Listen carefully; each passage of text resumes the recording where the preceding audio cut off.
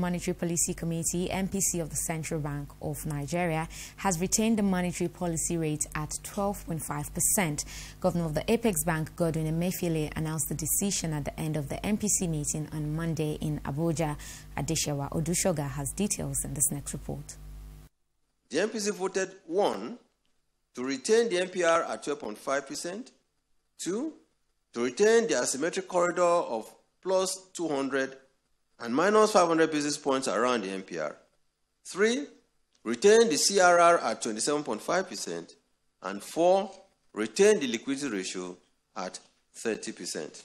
With the country's inflationary rate currently pegged at 12.56%, the decision by the Monetary Policy Committee of the CBN to retain its interest rate at 12.5% did not come as a surprise to many.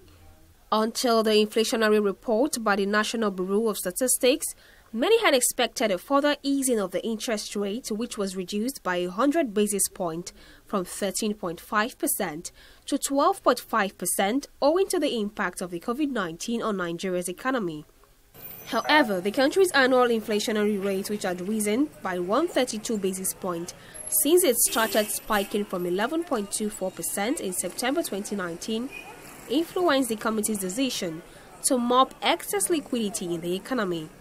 Analysts in the financial sector noted that maintaining the status quo was the best decision amidst rising inflationary pressures. Even with the 2.3 trillion naira stimulus that the government is planning under the economic recovery program, the economy is expected to still contract by 0.59%. In fact, the IMF is already predicting the Nigerian economy contracting by more than 5% this year. So you cannot, in the face of a clear likelihood of an economic contraction, afford to step on the brakes.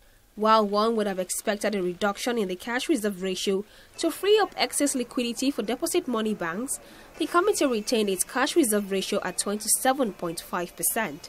This, analysts say, would increase lending to the real sector.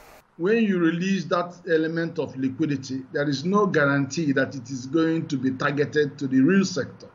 We have serious issues here about building our base of the economic pyramid and then supporting some of the sectors, real sectors like agriculture, mining, extractive methodology. There are areas we really need to get a flow of net domestic lending to.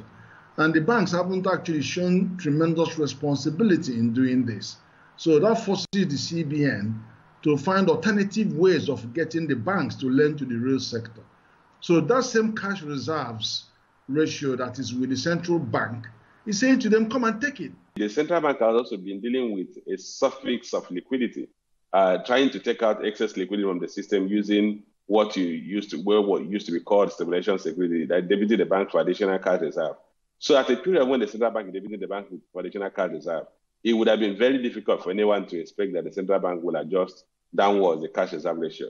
While the Monetary Policy Committee of the Central Bank continues to adjust its policies to support economic growth amidst the current excesses of the COVID-19 pandemic on Nigeria's economy, the incessant increase of inflationary rate affecting the decision of the CBN posed a challenge to investors' confidence in the country.